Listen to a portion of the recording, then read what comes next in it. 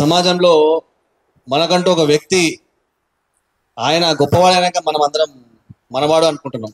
కాబట్టి ఆయన సంస్మరణ సభ పెట్టడం నిజంగా అభినందనీయం.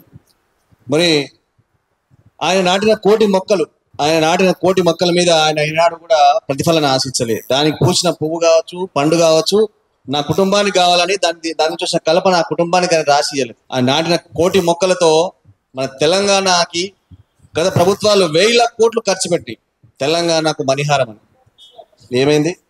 ఏమీ కాదు. కేవలం ఒక దృఢ సంకల్పం ఉంటే ఒక్క మనిషితోనే కోటి మొక్కలు నాటి ఈరోజు భారతమాత ముద్దు బిడ్డగా భారతమాత మెడలో ఒక మణిహారాన్ని, ఒక పచ్చ తోరణాన్ని కట్టినటువంటి వ్యక్తి మన జగరామయ్య గారు. మరి ఆయనకు నిజంగా నివాళులు అర్పించాలంటే ఆయన ఏదైతే ఆశయం ఉందో దాని అడవులు పెంచడానికి అడవుల్లో విత్తనాలు చల్లాలి. విత్తనాలు చల్లితే అవి చాలా వరకు జర్మినేట్ కావు.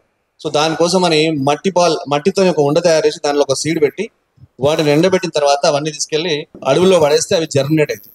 సో ఆ విధంగా సీడ్ బాల్ మేకింగ్ ఆయన పేరు మీద ఈ సంవత్సరం మేము ఆ కార్యక్రమాన్ని తీసుకొని ఆయనకు ఆ విధంగా నివాళులు అర్పించాలని చెప్పేసి నేను అనుకుంటున్నాను. పిల్లలతో ఆ కార్యక్రమం పిల్లలకు ఫన్ యాక్టివిటీ ఉంటుంది.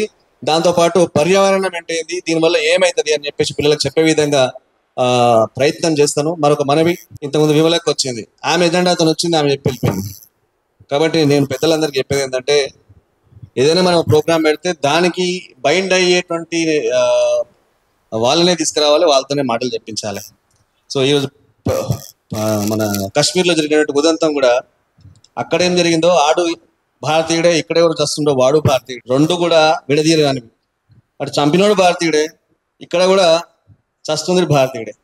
కాబట్టి దానికి పోలిక లేదు. ప్రోగ్రామ్ అది, దాని గురించి మాట్లాడాలి. కాబట్టి క్షమించాలి అనేది భావించవద్దు.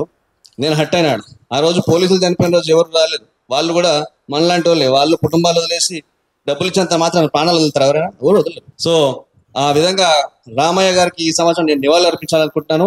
పెద్దలకు తెలియజేసిన ప్రోగ్రామ్ డిజైన్ చేసి డేట్ ప్రకటించిన తర్వాత మీరు కూడా పార్టిసిపేట్ చేస్తారని భావిస్తూ, భారతమాత ముద్దుబిడ్డ, భారతమాత మెడలో ఆ గ్రీన్ పచ్చతోరణాన్ని కట్టినటువంటి వనజీవి రామయ్య గారికి మరొకసారి నివాళులు అర్పిస్తూ వారి ఆశయాన్ని ముందుకు తీసుకునే విధంగా మనందరం కూడా ప్రణాళికలు సిద్ధం చేయాలి. ఇంతకుముందు వారు బత్తయ్య గారు చెప్పినట్టుగా ఆ డాక్యుమెంటరీ, బీసీసీ డాక్యుమెంటరీ మనం తయారు చేసి వారికి నోబెల్, సరే అది వస్తుందా రాదా తర్వాత సంగతి, మనమైతే ప్రయత్నం అయితే చేయాలి. మనం ప్రయత్నం చేయకపోతే మనది తప్పు. కాబట్టి దానికి అనుగుణంగా మనం అడుగులు వేయాలని చెప్పేసి కోరుకుంటూ అందరికీ నమస్కారం. భారత్ మాతకి జై.